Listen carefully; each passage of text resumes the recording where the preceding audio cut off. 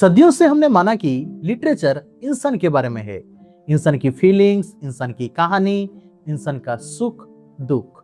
लेकिन एक बड़ा सवाल खड़ा हो रहा है लिटरेरी थ्योरी में। क्या हम हमेशा इंसान को सेंटर में रखेंगे या फिर कुछ और भी है जो उतना ही इंपॉर्टेंट है? नमस्कार, मेरा नाम है असित और आज हम बात करेंगे एक ऐसी लिटरेरी थ्योरी के बारे में जो अभी लिटरेचर की दुनिया में तेजी से बढ़ रहा है। ये इको क्रिटिसिज्म और एआई दोनों से कनेक्टेड है। ये आम रीडर्स को एक नया नजरिया देगा कैसे हम लिटरेचर को पढ़ेंगे, और इसका नाम है पोस्ट ह्यूमनिज्म। तीन चीज देखेंगे, पोस्ट ह्यूमनिज्म है क्या, तीन बड़े थिंकर्स और एक इंडियन टेक्स्ट।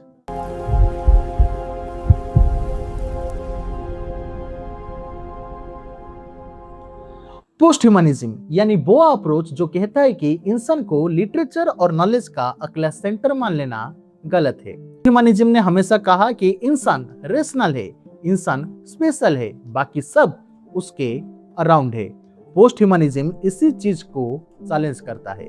ये इंसान को खत्म नहीं कर रहा, ये कह रहा है कि एनिमल्स, मशीन्स, एनवायरनमेंट और टेक्नोलॉजी ये सब भी एजेंसी रखते हैं, यानी ये सब भी कहानी में एक्टिव रोल प्ले करते हैं, सिर्फ बैकग्राउंड नहीं होते।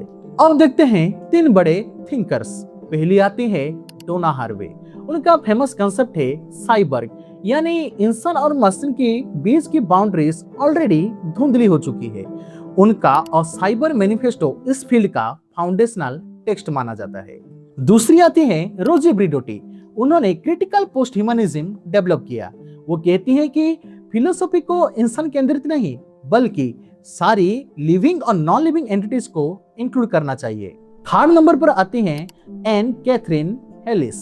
उनका फोकस है डिजिटल और एआई कल्चर पे, कैसे ह्यूमन कॉन्शियसनेस और मशीन प्रोसेसिंग इंफॉर्मेशन एक दूसरे को सेव कर रहे हैं। अब इसको रियल वर्ल्ड सिनेरियो में देखते हैं। 2025 में एआई राइटिंग टूल आने के बाद पोस्ट ह्यूमनिज्म और भी रिलेवेंट हो चुका है।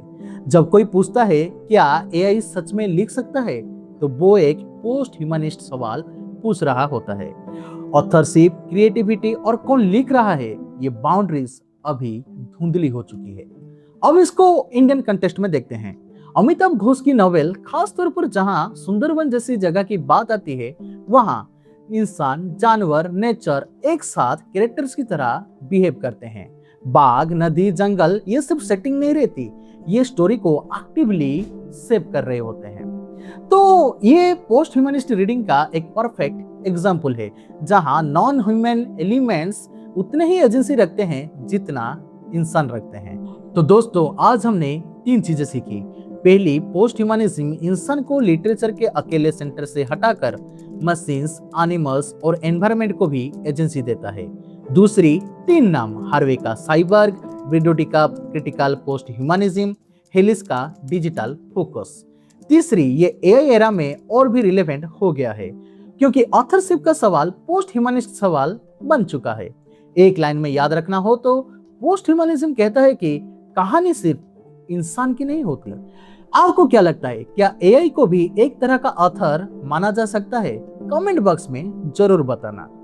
और आगे हम इसी तरह वीडियो लाते रहेंगे सिनेमा के बारे में, लिटरेचर के बारे में, इसलिए लाइक, शेयर, सब्सक्राइब करके जाना, क्योंकि अगले वीडियो में हम बात करेंगे शेक्सपियर के बारे में।